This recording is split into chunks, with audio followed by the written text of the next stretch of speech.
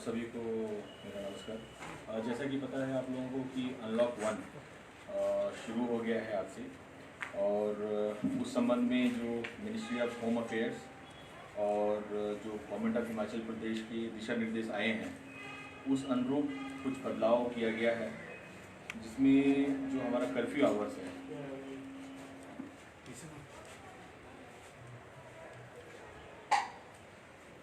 इसमें जो curfew hours है आप लोगों का वो 8 बजे शाम से लेकर सुबह 6 बजे तक रहेगा, और जो कर्फ्यू का ढील का समय हुआ उसी अनुरूप से सुबह 6 से शाम के 8 बजे तक होगा। एक छोटी सी एक्सेप्शन ज़रूर रखी गई है, जो हमारे वृद्ध लोग हैं जो या हमारे बच्चे हैं जो सुबह दौड़ लगाते हैं या जॉगिंग करते हैं, उनके लिए सुबह 5 बजे से 6 बजे की भी छूट रहेगी। और चूंकि अब कर्फ्यू आवर्स की रिलैक्सेशन का टाइम बढ़ा दिया गया, दायरा लगभग 14 घंटा हो गया है, सो दुकानों का खुलने का समय, ऑफिस का खुलने का समय स्वतः जिस प्रकार से पहले चल रहा था उस अनुरूप चलेगा। और जहाँ तक पास सिस्टम की बात की जाए तो पासेस में इंट्रा डिस्ट्रिक्ट पहले से हमने बंद कर रखा था और इंटर डिस्ट्रिक्ट अब बंद कर दिया गया है। इंटर डिस्ट्रिक्ट पासेस मतलब विद इन हिमाचल आपको कहीं भी आने और जाने के लिए कोई भी पास की आवश्यकता नहीं होगी। इसके अलावा अगर मान लीजिए आप यहाँ से किसी दूसरे स्टेट में जाते हैं और 48 घंटे के अंदर वापस आते हैं तो भी आपको क्वारंटाइन करने की जरूरत नहीं होगी, लेकिन पास अगर वहाँ पे जरूरी है तो आप यहाँ से पास लेकर जाएं। और जो लोग बाहर से आएंगे दूसरे स्टेट से हमारे पास हिमाचल प्रदेश में आएंगे उनको अभी भी पासेस की जरूरत होगी।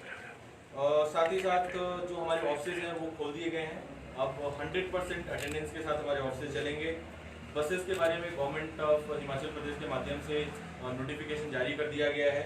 60% कैपेसिटी के साथ बसें चलेंगी और जो आज से दौड़ना शुरू हो गई हैं, लेकिन जो बसेस का चलने का समय है वो सुबह 7 बजे से शाम के 7 बजे तक का है।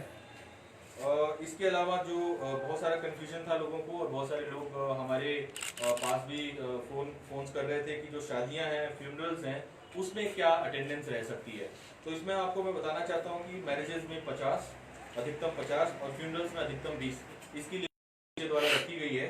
और उसी अनुरूप से यहाँ जिला कांगड़ा में भी आने वाले समय में जो आयोजन होंगे और इसके लिए किसी भी प्रकार की परमिशन की जरूरत नहीं है। अभी भी कई लोगों के फोन आते हैं, लोग बोलते हैं कि क्या एसडीएम ऑफिस है या डीसी ऑफिस है, इनके लिए परमिशन लेने की जरूरत है। किसी भी प्रकार की परमिशन की जरूरत नहीं है, लेकिन इसके अलावा कोई भी और सोशल फंक्शन अभी भी अलाउड नहीं है। इसके अलावा रेस्टोरेंट, ढाबा और कैफेज सिर्फ टेक अवेज के लिए अभी खुलेंगे, और जब तक कि इनकी एसओपी टूरिज्म डिपार्टमेंट द्वारा नहीं बना दी जाती है तब तक टेक अवेज ही चलेंगे। एक बार एसओपी आ जाती है तो 60% कैपेसिटी के साथ फिर ये ऑपरेट होना शुरू हो जाएंगे। इसके अलावा कल जो गवर्नमेंट ऑफ हिमाचल प्रदेश द्वारा गाइडलाइन आई थी कि जो रिलीजियस प्लेसेस हैं हमारे, उनको भी जब तक भाषा और संस्कृति विभाग एलएसी डिपार्टमेंट जब तक इसके लिए कोई एसओपी निर्धारित नहीं कर देती है तब तक इनको हम नहीं खोलेंगे। और हो सकता है कि 8 तारीख के बाद बीच में अगर एसओपी आ जाती है तो 8 तारीख से इनको हम खोलने की स्थिति में होंगे। इसके अलावा एक बहुत बड़ा डिमांड था, जो हमारे स्ट्रीट वेंडर्स हैं उनकी रोजी रोटी का सवाल पैदा हो गया था, तो आज से स्ट्रीट वेंडिंग अलाउ और सलून और पार्लर्स भी आज से चल पड़े हैं।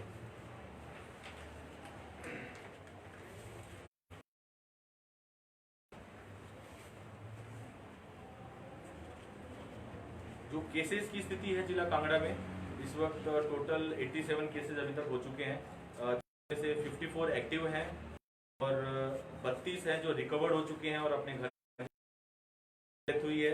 टोटल जो कांगड़ा में हुआ है वो 98 है।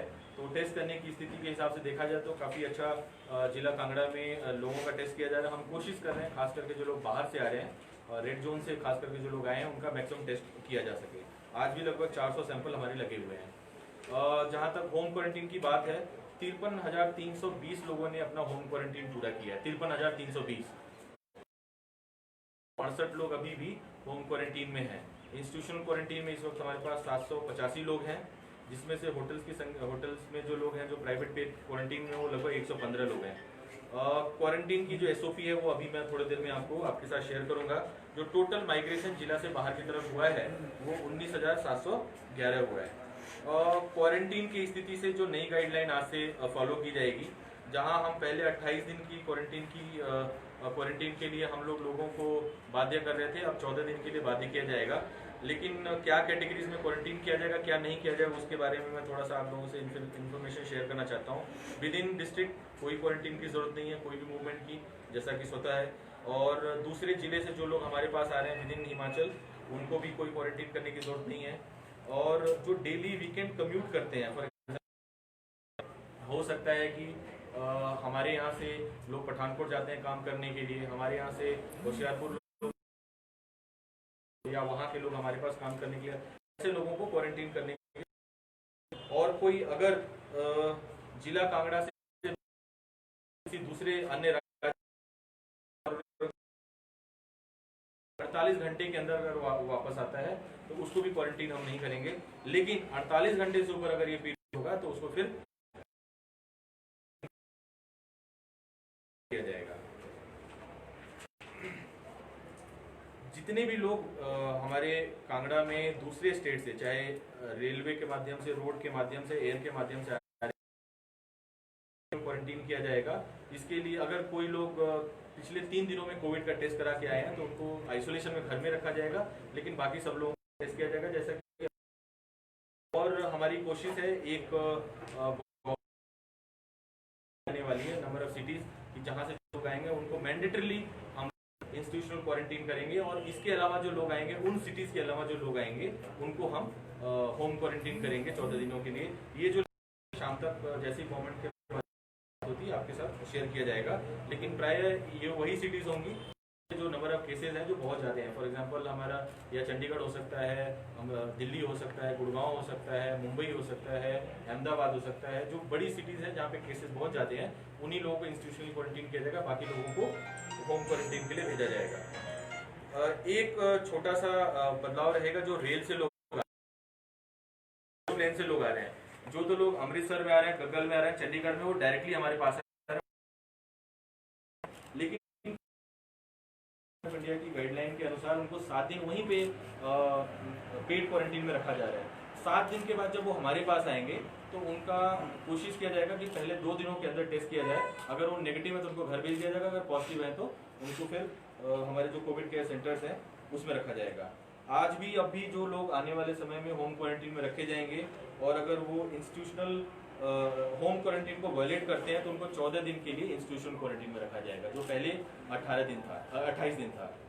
इसके अलावा जो लेबर बाहर से आ रही है, बहुत सारी जो लेबर है बाहर के राज्यों से हमारे पास आने लग गई है, चाहे वो राजस्थान, यूपी हो, बिहार हो, झारखंड हो, छत्तीसगढ़ हो या JNK हो, लेबर आ रही है, उसको हम क्वारंटीन नहीं करेंगे किसी इंस्टीट्यूशन में, उनको प्राइवेट क्वारंटीन में ही रखा जाएगा। प्राइवेट का यहाँ अर्थ है जहाँ पे वो रहते हैं, जहाँ पे वो काम करते हैं, वहीं पे वो क्वारंटीन रहेंगे, नॉर्मल पॉपुलेशन के साथ नहीं मिलेंगे।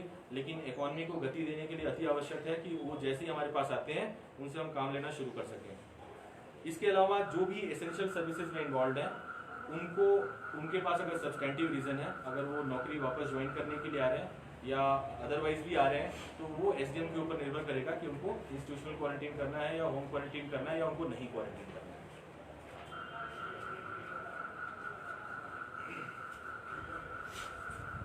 इसके अलावा जो भी होम क्वारंटीन के लिए जिसके लिए होम क्वारंटीन की सुविधा रखी गई है, वो जैसे ही अपने पंचायत में पहुंचते हैं तो अपने प्रधान को उनको रिपोर्ट करना होगा।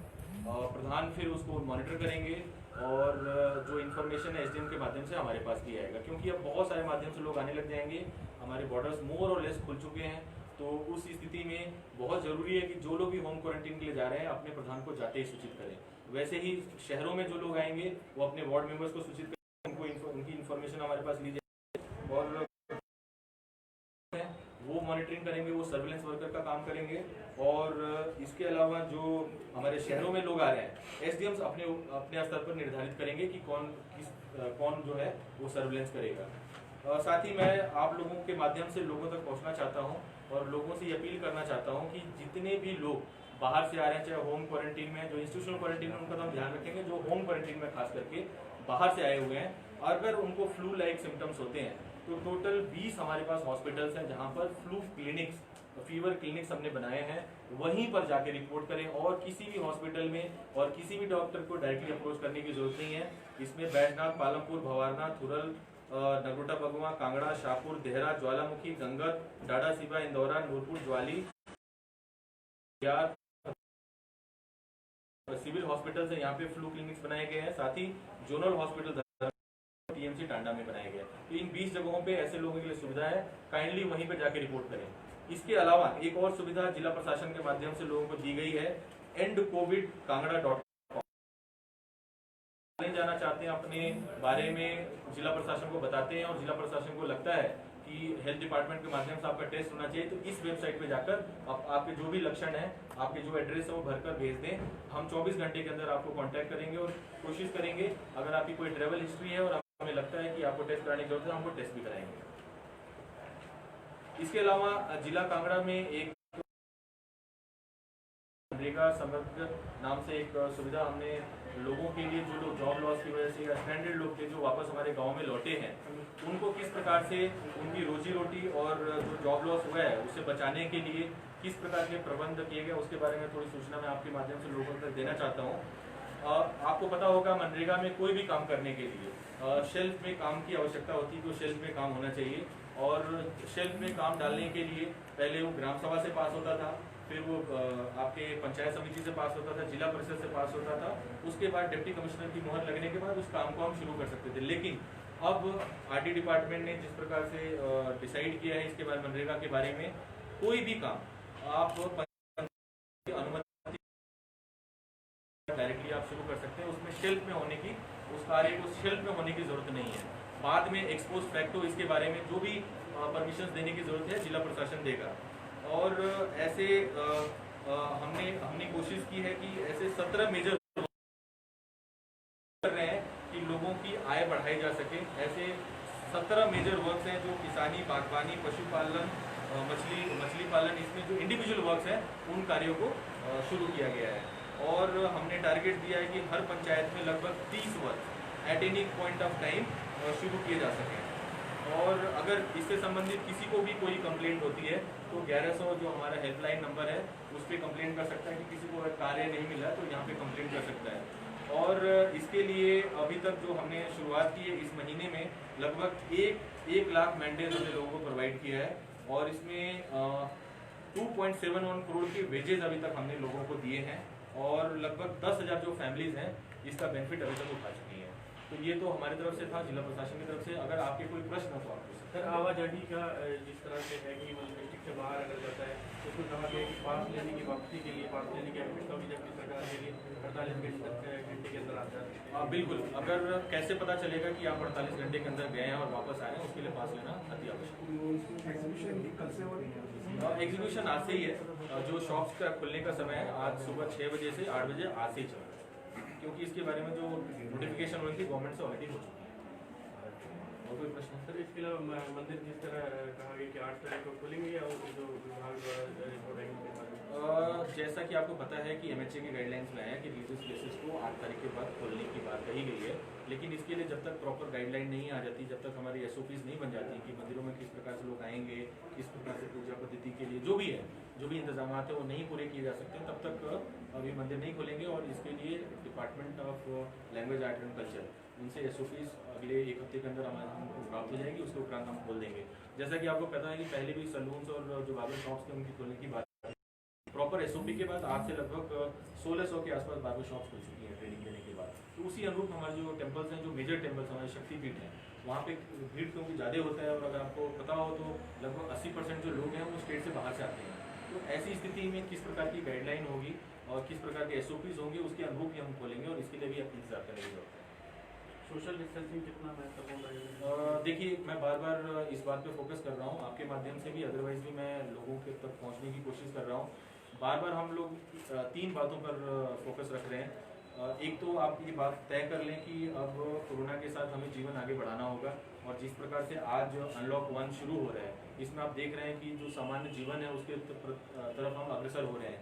ऐसे में अपने आप को बचाने के लिए हम सब लोगों की जिम्मेदारी, समाज के हर लोगों की जिम्मेदारी है कि सोशल डिस्टेंसिंग है, जो 2 गज की बात कर रहे हैं, मिनिमम 1 मीटर की बात कर रहे हैं, पब्लिक में मास्क लगाने की बात कर रहे हैं, उसके बाद हाथ धोने की बात कर रहे हैं। अगर इन 3-4 बातों का हम अपने जीवन में समावेश करते हैं तो मुझे लगता है कि आने वाले समय में जैसा आज हम सब कुछ खोल रहे हैं, लगभग सामान्य जीवन की तरफ हम अग्रसर हो पाएंगे। सर, सरकारी दफ्तर खोले जा रहे हैं, सरकारी काम भी होंगे, लोग कैसे कामों के बीच में सोशल डिस्टेंसिंग और कैसे पूरा निपटाया जाएगा? बिल्कुल, इसीलिए हम लोग कुछ ज़रूर इसके लिए तैयारियां कर रहे हैं कि लोग अपॉइंटमेंट लेकर आते हैं तो बेस्ट है, और जो लोग आते हैं और बड़े अलग अलग ब्रांचेज में जाते हैं, ब्रांचेज में जाने की ज़रूरत नहीं है। जो हमारे ऑफिसर्स के रूम है जहाँ पर पब्लिक डीलिंग की जाती है, उन पब्लिक डीलिंग प्लेसेस पे आप आराम से आ सकते हैं। अगर आप आज हमारा ऑफिस देखेंगे, मेरा ऑफिस देखेंगे, तो हमने उसी अनुरूप तैयार किया है कि वहाँ पर 2 मीटर की दूरी हो सकती है।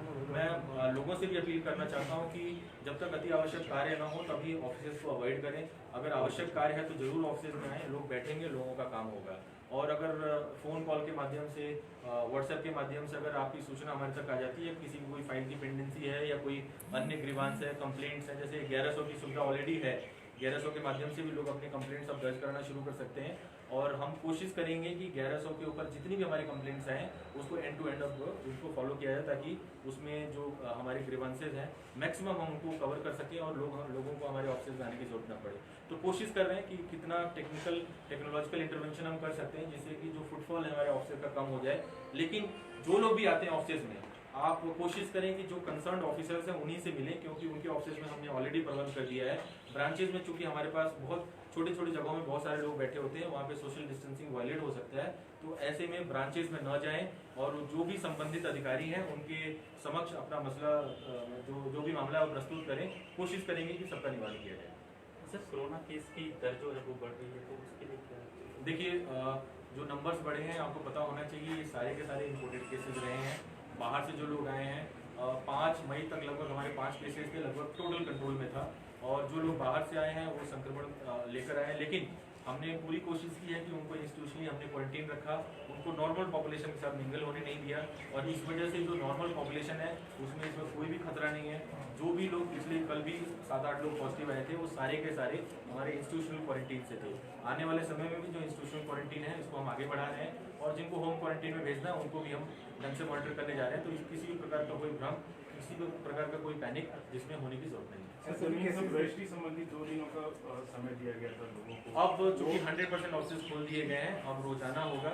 हो सकता है 1-2 दिन का डिले होगा, सारे ऑफिस को अपने आप को एडॉप्ट करना पड़ेगा, क्योंकि कोरोना एक ऐसी नया वायरस है जिसको लेकर समुचित जो प्रबंध था, हो सकता है कि लोगों को ना पता हो, जो लोग आने वाले हैं, जो क्लाइंट्स आने वाले हैं उनको ना पता हो, जो ऑफिस में नहीं। तो हम सबकी कोशिश कर रहे हैं कि आईसी के माध्यम से लोगों को पता चले। ऑफिस 2-4 दिन के अंदर फुल्ली फंक्शनल हो जाएंगे।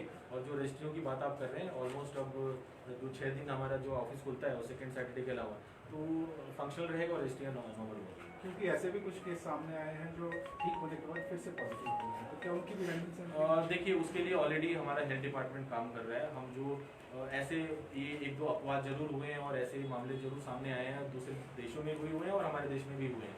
तो ऐसे में हमारी कोशिश है कि जब एक बार आइसोलेशन का जो पीरियड होता है घर भेजने का, वो कंप्लीट करके कुछ लोग हम रैंडम सैंपल ले रहे हैं। आपको पता होना चाहिए, अगर मैं 400 डेली के जो हमारे सैंपल हो रहे हैं उसमें से 200 से 250 ही सैंपल हैं जो डायरेक्टली बाहर से आए हैं। इसके अलावा 150 से 200 का जो सैंपल होता है वो इन्हीं लोगों का होता है, चाहे हमारे डॉक्टर्स हों या फ्रंटलाइन वर्कर्स हों, हमारे पुलिस के लोग हों, ऐसे लोग जो ठीक होकर चले गए या ऐसे लोग जिनको फ्लू लाइक सिम्टम्स हो। तो रैंडम जो सैंपलिंग है वो है और आने वाले समय में जारी रहेगा। पासिस किससे अप्लाई होंगे सर? उसी साइड में अप्लाई? बिल्कुल, एसडीएम के माध्यम से भी आप ले सकते हैं, और जो हमारा ऑनलाइन पास का सिस्टम है उस पर आप अप्लाई कर सकते हैं। जल्द से जल्द आपको जो भी पासेस हो मुहैया करवाए जाएंगे। सर, बैंक एटीएम का खुलने का समय भी सर? बिल्कुल, अब चूंकि समय बढ़ा दिया गया है, सुबह 6 से शाम के 8 बजे तक कर्फ्यू रिलैक्सेशन होगा। तो ऐसे में उनका जो पूरा टाइम है, चाहे वो बैंक खुलने का टाइम हो या एटीएम खुलने का टाइम हो, पूरा का पूरा समय वो अपना इस्तेमाल कर सकते हैं। और जो पुरानी स्थिति थी, जो हमारी लॉकडाउन से पहले की स्थिति थी, उस स्थिति में वापस हम लौटने की कोशिश कर रहे हैं। तो कुछ लोग व्यापार करने के लिए पंजाब से सामान लेने जाते हैं, उन लोगों को क्वारंटाइन किया जाएगा? कि किसी भी स्टेट में बाहर जाकर वापस आते हैं उनको क्वारंटाइन नहीं किया जाएगा। और इस तरह के लोग जिनको हमें पता है कि वो हमारे यहाँ पर कांगड़ा में कहीं घर में रहने के लिए नहीं आ रहे हैं, कोई काम करने के लिए आ रहे हैं, जैसे लेबर्स की भी मैंने बात की, लेबर भी उनके जहाँ पे काम कर रहे हैं वहीं पे आइसोलेट किया जाएगा। काम को रोकने का कोई भी ऐसी प्रशासन की मंशा नहीं है। हमारे लोग भी बाहर जाके वापस आ सकते हैं? बिल्कुल, जो भी 48 घंटे में बाहर से जाके आएगा, rule will apply to everybody. ठीक है, थैंक यू।